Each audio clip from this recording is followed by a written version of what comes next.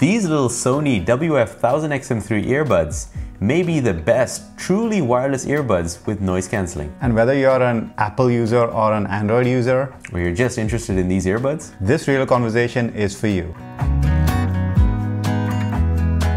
For example, if you're not into double penetration, but these earbuds do have some advantages over headphones, don't they, Rohan? Absolutely. So for example, if you're not into double penetration, you can choose to use only one of these earbuds. That allows you to hear your surroundings with one ear and use the earbuds in the other. This works well most of the time. Or better yet, you can rock that 90s fuckman look while talking on the phone and typing up an email on your desktop computer. Even if you're not looking to rock any particular look, the WF-1000XM3 are pretty discreet compared to over-ear headphones. You will look a bit more approachable socially, and when you're done using them, you just pop them back into the case and tuck them away quickly. Exactly, very portable.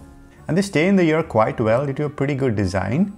The only time they kind of start falling out for me was when I was chomping down on a banana. Strange. Thought you'd be more into apples. The problem that I have with over-ear headphones is when it's warm outside, they tend to heat the outside of your ear when used long without a break. Yeah, you'll have less of a problem with these earbuds, but be careful, they are not water resistant, so make sure not to sweat too much. You would think that if you've used the over-ears from Sony, you know exactly what features these earbuds would have. And you'd be wrong. There are some nice touches that Sony has added. In addition to the noise cancelling and sound customization that you normally get with the over-ears, you have a smart pause feature which stops the music when you take one of the buds out and it resumes it when you stick it back in there.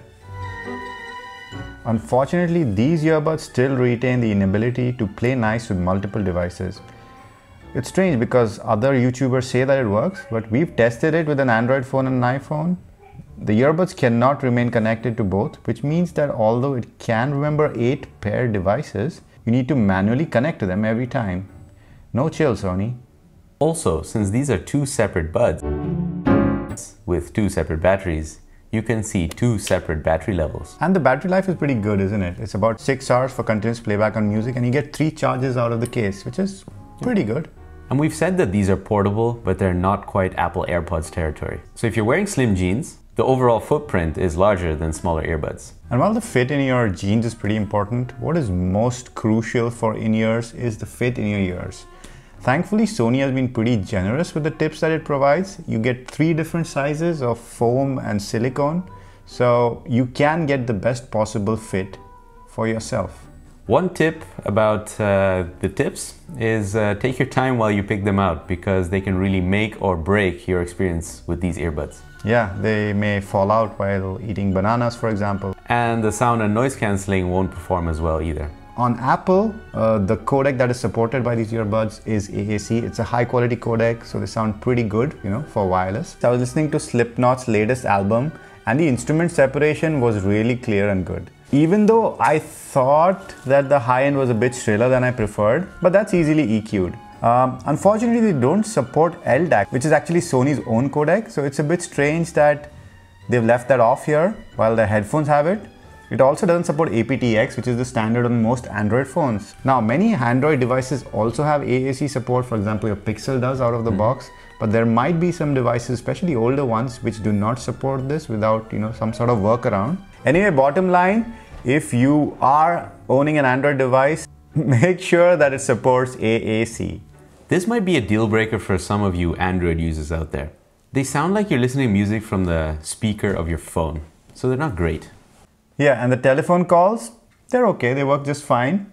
We didn't notice any disturbances. However, in busy environments like stations and, you know, generally there's a lot of people, the call quality seemed a bit turbulent with clear and muffled parts. And the treble was also a little bit grating sometimes when the other person's call quality isn't that great.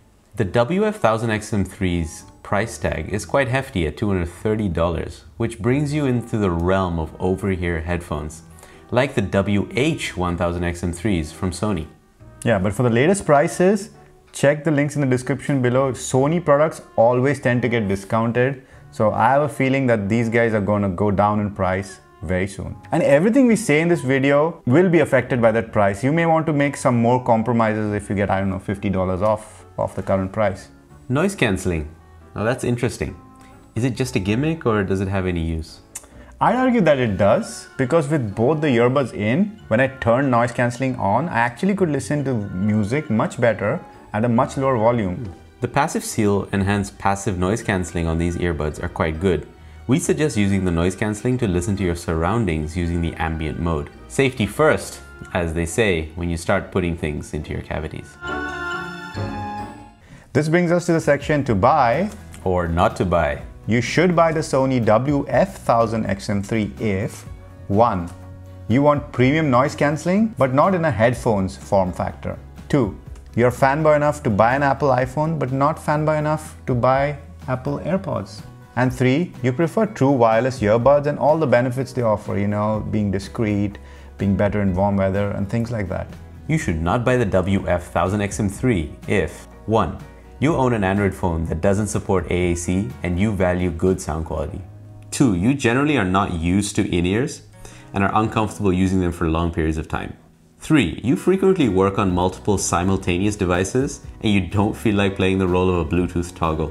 And 4. They are not water resistant, so make sure not to sweat too much. You've not been sweating it. And we've been DHRME.